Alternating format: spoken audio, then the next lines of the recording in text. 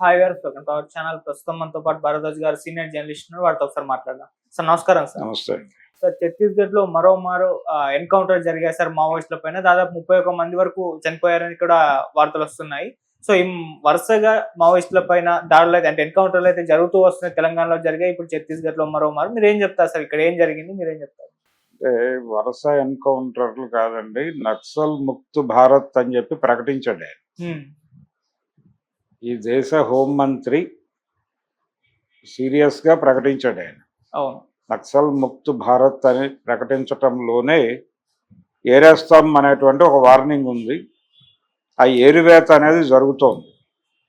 ఇప్పుడు దండకారణ్యంలో యుద్ధ వాతావరణం నెలకొని ఉంది. యుద్ధం చేస్తున్నారు వాళ్ళు సీరియస్గా.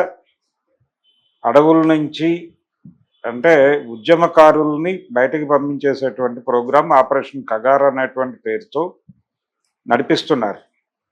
ఈ నడిపిస్తున్నటువంటి క్రమంలోనే మనం వరుసగా చూస్తున్నాం సంఘటనలు.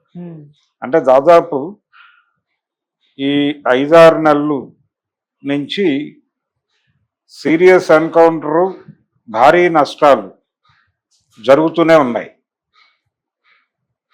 పైగా వీటన్నిటినీ ఎదురుకాల్పులు అని చెప్తున్నారు. ఎదురుకాల్పులు కావవి, పట్టుకుని కాల్చేస్తున్నారు అనే సమాచారం కూడా ఉంది. నిజానికి ఇప్పుడు జరుగుతున్నటువంటి ఎన్కౌంటర్లో కూడా అదే పరిస్థితి. అంటే చాలా ప్రాంతాల్లో అరెస్టులు జరుగుతున్నాయి. అరెస్టులు జరిపిన వాళ్ళని వీళ్ళందరినీ కలిపి ఒకే చోటకి చేర్చి కాల్చేయటం జరుగుతుంది. దీంతో పాటు ఎక్కడ దొరికితే అక్కడ చంపేయండి అనే ఒక ప్రోగ్రాం ప్రభుత్వం ఇచ్చేసింది. ఇచ్చేసి అక్కడికి అంటే పాత రోజుల్లో కార్మికుడి గుండె మీదుగా దేశ సరిహద్దును గీసి అక్కడికి సరిహద్దు భద్రతా దళాలని దూకిస్తున్నటువంటి ప్రభుత్వాలు అని రాశాడు ఒక కవి గారు. అంటే సరిహద్దు భద్రతా దళాలు సరిహద్దుల్లో ఉండాలి కదా అనుకుంటారు చాలా మంది. ఈ ప్రభుత్వం ఏం చేస్తుందంటే రైతుల గుండెల మీద, గిరిజనుల గుండెల మీద సరిహద్దులు గీసి అక్కడికి సరిహద్దు భద్రతా దళాలని మోహరించి సైన్యాలను మోహరిస్తున్నారు. ఇప్పుడు అడవులంతా సైన్యాలు గాలిస్తున్నాయి. ఈ గాలింపు చర్యలు నక్సల్స్ ఏరివేత అనేది ఒక ప్రోగ్రాం. ఈ నక్సల్స్కు సహకారం అందిస్తున్నారు, వీళ్ళ తోడ్పాటు తీసుకుంటున్నారు అనే అభిప్రాయం కలిగిస్తూ గిరిజన గూడాల మీద విపరీతంగా దాడులు జరుగుతున్నాయి. ఈ చనిపోతున్న వాళ్ళల్లో వీళ్ళు చెప్తున్నటువంటి నంబర్స్ ఇవన్నీ ఒక ఎత్తు అయితే, అక్కడ చాలా ప్రాంతాల్లో వాంటెడ్గా ట్రైబల్స్ను కూడా చంపేస్తున్నారు. చంపేసి ప్రధానమైనటువంటి ప్రోగ్రాం ఏంటంటే వాళ్ళని ఖాళీ చేయించడం. రెండోది వాళ్ళ హక్కుల కోసం, అంటే ప్రభుత్వం అడవుల్లో చేసేటువంటి కార్యక్రమాలకి ఆదివాసులకి అండగా నిలబడుతున్న వాళ్ళని ముందు అక్కడి నుంచి పంపించేయాలి. పంపించేస్తే వాళ్ళు వీళ్ళ కంట్రోల్లోకి వస్తారు నేరుగా. కాబట్టి అడవుల్లో ఉండేటువంటి ఆదివాసుల్ని, వాళ్ళలో చైతన్యం నింపుతున్నటువంటి వాళ్ళని ముందు బయటకు పంపించేస్తే, వాళ్ళని నిర్మూలిస్తే, బయటకు పంపించడం కూడా కాదు నిర్మూలించటమే. నక్సల్ ముక్త్ భారత్ అని ప్రకటించాడు ఆయన సీరియస్గా.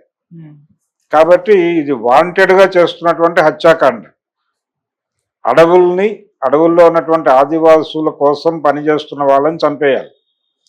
చంపేస్తే ఆదివాసుల్ని అడవుల నుంచి బయటకు గంటడం ఈజీ అవుతుంది. ఆ ప్రోగ్రాం కోసం వీళ్ళని చంపేస్తున్నారు.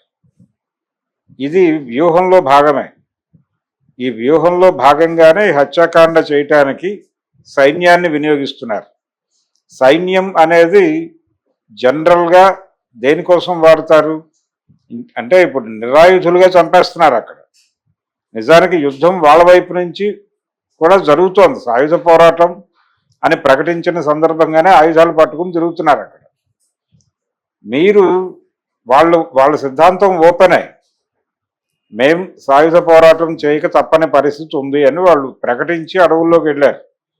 మీరేం చేస్తున్నారు? మాది ప్రజాస్వామ్యము, మేము ఇక్కడ ఎవరిని నిరాయుధంగా చంపము అని చెబుతూ ఈ హత్యాకాండ చేస్తున్నారు. ఎవరు ఓపెన్గా ఉన్నారు, ఎవరు ముసుగేసి ప్రజాస్వామ్యం ముసుగేసుకుని ఉన్నారు అనే సందేహం ప్రజలలో చాలా కాలంగా ఉంది. ఈ సందేహంకి ఇప్పుడు మరింత ఓపెన్గా ఇప్పుడు అమిత్ షా మాట్లాడుతున్నాడు. ఏరి వేస్తాం అని చెప్తున్నాడు ఆయన ఓపెన్గానే. చంపేస్తాం, మీరు ఏం చేసుకుంటారో చేసుకోండి అని. నిజ నిర్ధారణ కమిటీలు గతంలో లాగా అటువంటి నివేదికలు వీటిని కన్సిడరేషన్లోకి తీసుకోవటాలు ఇవి కూడా ఏమీ లేదు. ఇప్పుడు రాష్ట్ర ప్రభుత్వాల బాధ్యత కూడా లేదు.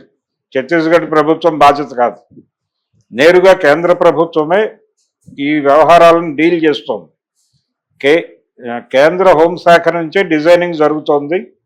కేంద్ర హోంశాఖ సలహా మేరకే భద్రతా దళాలు అడవుల్లో మోహరించి వాళ్ళందరినీ ఎలిమినేట్ చేసేయండి ముందు అనే ప్రోగ్రామ్ డిజైన్ చేసి అడవుల్లో పంపించారు. అడవుల్లో మాత్రమే కాదు, ఈ అభిప్రాయాలు ఎవరి దగ్గర ఉన్నా కానీ వాళ్ళని కంట్రోల్లోకి తీసుకోండి అనే పద్ధతిలో నడుస్తోంది ప్రస్తుతం.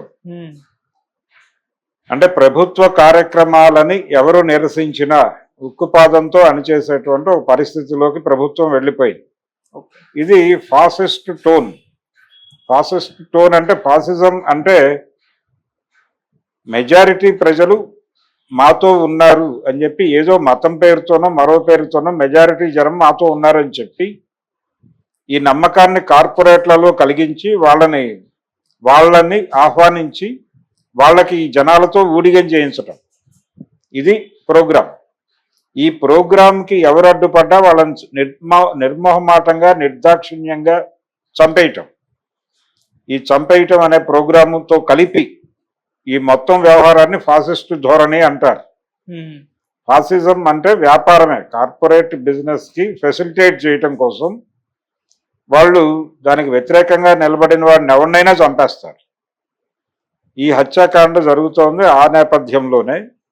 కాబట్టి ప్రజలు దీన్ని గమనించాల్సినటువంటి అవసరం ఉంది. ఈ రోజున అడవుల్లో మోగుతున్న తుపాకులు రేపు పొద్దున ఊళ్ళల్లో కూడా మోగుతాయి.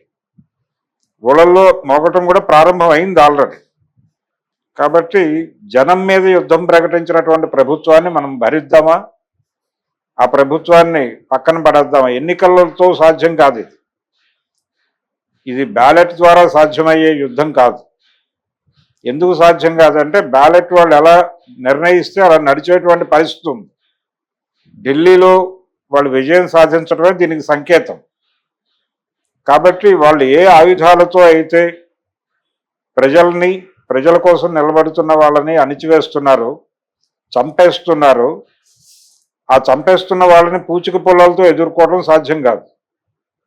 కాబట్టి ఖచ్చితంగా ప్రజలు కూడా ఆయుధాలు పట్టుకుంటే తప్ప వాళ్ళ కంట్రోల్లోకి రారు. ఇది ప్రజల మీద బీజేపీ చేస్తున్నటువంటి యుద్ధం. ఇది ప్రజల మీద